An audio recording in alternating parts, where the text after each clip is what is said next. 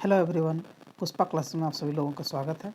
आज हम लोग डिस्कस करेंगे क्लास 12th का चैप्टर 14 हिस्ट्री से जो है।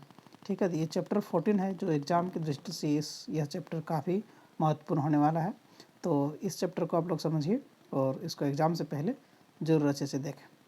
और इस चैप्टर का नाम है विभाजन को समझना, राजनीति, स्मृति, अनुभव। ठीक है, तो ये हम लोग देखते हैं इस चैप्टर से रिलेटेड महत्वपूर्ण कुछ प्रश्न। महाध्वंस से क्या तात्पर्य है?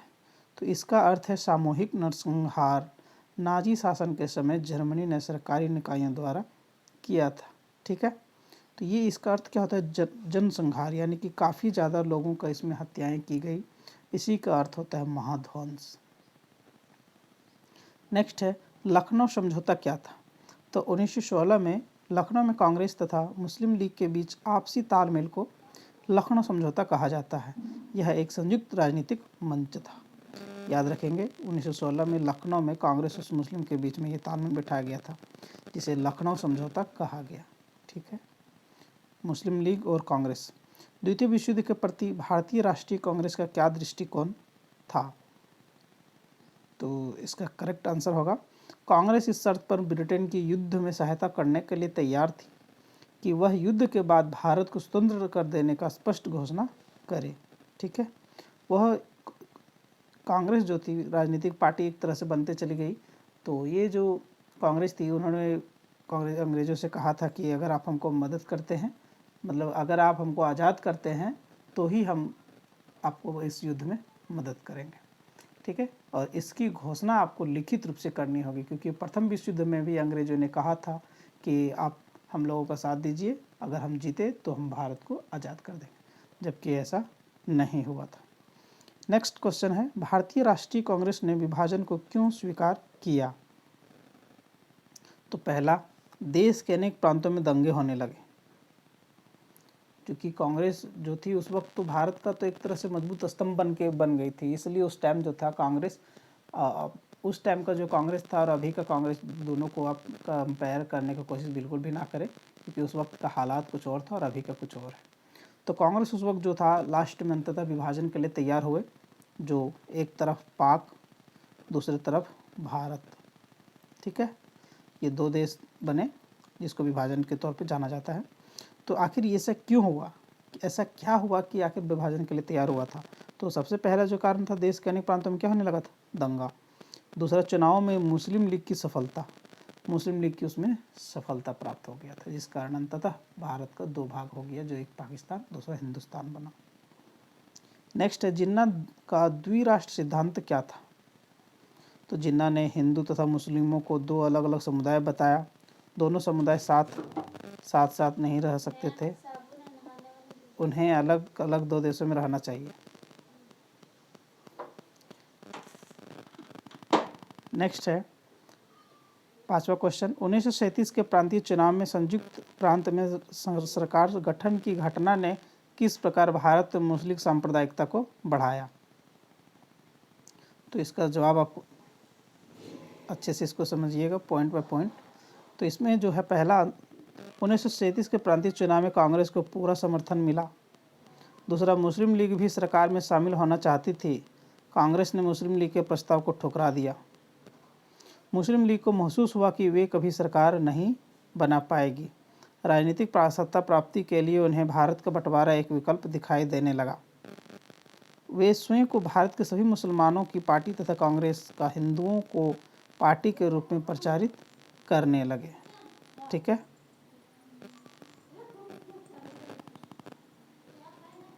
कहाँ चला गया? हाँ ठीक है, ये था हम लोग का क्वेश्चन नंबर 5। तो सॉरी, प्रश्न संख्या 6, 5 नंबर का है ये क्वेश्चन। हो सकता है अभी 2 या 3 नंबर का भी कर सकता है एग्जाम, क्योंकि इस टाइम तो अभी एग्जाम पैटर्न काफ़ी चेंज हो गया है। नेक्स्ट देखिए क्वेश्चन नंबर 7, ब्रिटिश भारत का विभाजन क्यों किया गया? तो आखिर क्यों किया गया? तो पहला, अंग्रेजों की फुट डालो व राज्य करो की नीति के कारण।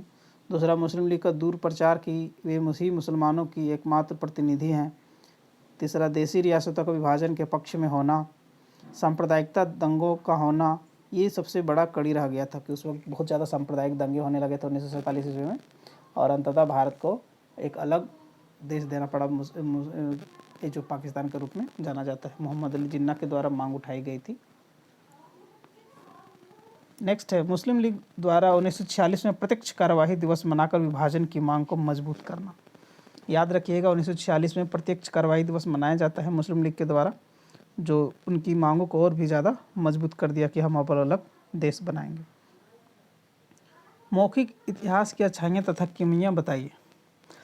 जैसे कुछ इतिहास हम लोग का क्या है, मौखिक तौर पे चले आ रहे हैं, जैसे गीत वगैरह हम लोग सुनते हैं ना, तो मौखिक तौर पे जो चले आ रहे हैं। कहीं भी लिखा हुआ गीत वगैरह तो ऐसा नहीं है कि लिख के उसको याद करके गाती हो महिलाएं, वो तो मौखिक चलते आ रहा है। वो हो गया मौखिक इतिहास। और कुछ इतिहास लिखित है जो लिखित तौर पे हम लोग को मिलते हैं।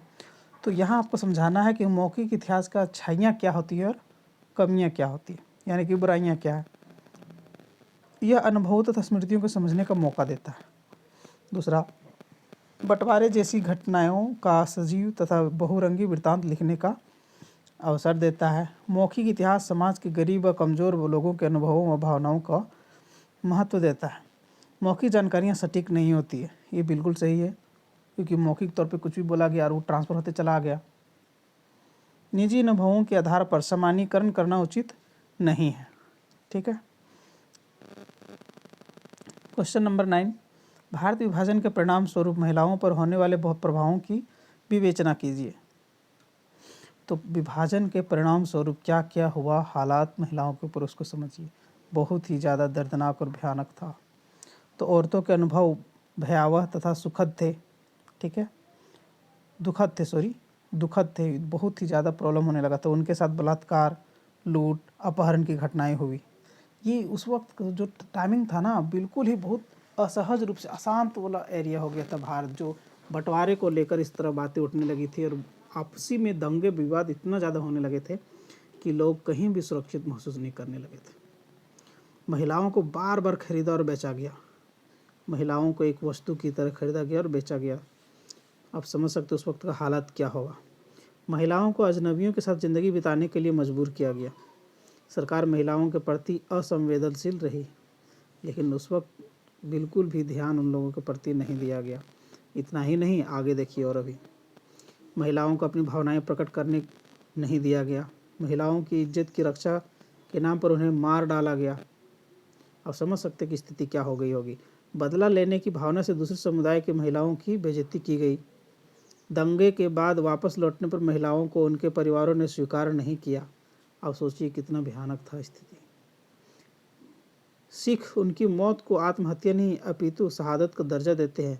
अतः उनकी स्मृति में प्रत्येक वर्ष 13 मार्च को दिल्ली के एक गुरुद्वारे में एक कार्यक्रम का आयोजन किया जाता है। ये 13 मार्च को, ठीक। एक बार फिर अपनी ज़िंदगी के बारे में फैसला लेने के उनके अधिकार को नज़रअंदाज कर दिया गया। यह था बंटवारे के बाद महिलाओं पर पड़ने वाला प्रभाव। अब ये आगे उदाहरण जिसको आपको पढ़कर आंसर बताना है। यहाँ पर ध्यान रखिएगा, ये जो लिखे हैं ना, मून बहुत ही फेमस इतिहासकार रहा है। इनके बारे में अब इसके पहले भी पढ़े होंगे या नहीं पढ़े होंगे तो कोई बात नहीं, आप इसको पढ़िए, बहुत कुछ जानकारी मिलता है। ठीक है, इसको समझिए। देखिए, एक गोली भी चलाई गई, मून ने लिखा गया, नहीं चलाई गई, सॉरी। इसमें देखिए, ये घटना किस ओर संकेत करता है, उपद्रवियों की भीड़ क्या कर रही थी। आप इसको पढ़िएगा तो आपको समझ में आएगा कि ये घटना क्या कर रहा है। चलिए, इसको पहले हम लोग क्वेश्चन को पढ़ते हैं। आगे चलकर 1947 में अमृतसर रक्तपात का नज़ारा क्यों बना। उत्तेजित भीड़ के प्रति फौज और पुलिस का क्या रुख था। गांधी जी ने सांप्रदायिक सौहार्द बढ़ाने के लिए कैसे प्रयत्न किए। ठीक है, सबसे पहले क्या देखना है कि यह घटना किस ओर संकेत करता है। 24 घंटे से भी ज़्यादा वक्त दंगाई भीड़ को इस विशाल व्यावसायिक शहर में बेरोक रोक टोक तबाही फैलाने दी गई। बेहतरीन बाज़ारों को जलाकर राख कर दिया गया, जबकि उपद्रव फैलाने वालों के ऊपर एक गोली भी नहीं चलाई गई। जिला मजिस्ट्रेट ने अपने विशाल पुलिस बल को शहर में मार्च का आदेश दिया और उसके साथ कोई सार्थक इस्तेमाल किए बिना वापस बुला लिया। तो हालत देखिए यहाँ पर क्या है। ये कब का बात कहा जा रहा है, तो ये हम लोग समझ सकते हैं कि भारत के विभाजन के समय की यह घटना है। ठीक है, जो वहाँ पर दंगाई लोग घुस चुके थे भारत में, जबकि उनके ऊपर एक भी गोलियाँ नहीं चलाई गई थी।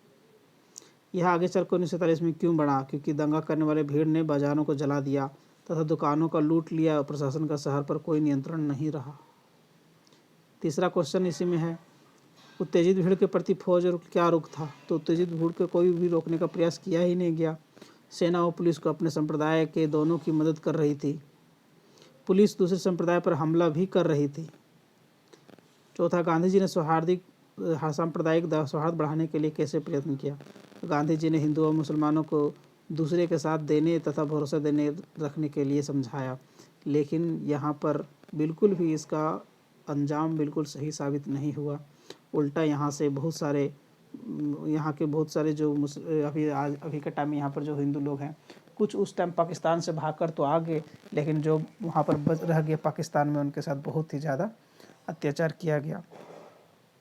क्योंकि पाकिस्तान का जब एक अलग देश बना था तो वहाँ से हिंदुओं को वहाँ से भगाया गया जबरन मार के, और अंततः कुछ लोग वहाँ पर रुके और कुछ भाग भी गए थे, लेकिन जो वहाँ रहे उनका जीवन बद से बदतर बना दिया गया। ठीक है, तो ये था हम लोग का विभाजन से रिलेटेड ये सवाल। तो आगे आप लोग को क्वेश्चन एक चैप्टर का और आप लोग का आएगा जो हिस्ट्री का ही है। तो आशा करेंगे कि आप लोग हिस्ट्री की तैयारी बहुत ही बेहतरीन और ज़बरदस्त करके जाएंगे और एग्ज़ाम अच्छे से आप लोग देंगे। ठीक है, तो आप लोग को जिसका अंग्रेजी का एग्ज़ाम हो गया है, तो उन लोग को तो अब अंग्रेजी तो कुछ पढ़ना भी फिलहाल नहीं है, तो आप लोग अब नेक्स्ट विषय पे ध्यान दें और अच्छे से एग्ज़ाम लिखें। मेरी गुड विशेस आप लोग के साथ है। Wish you all the best.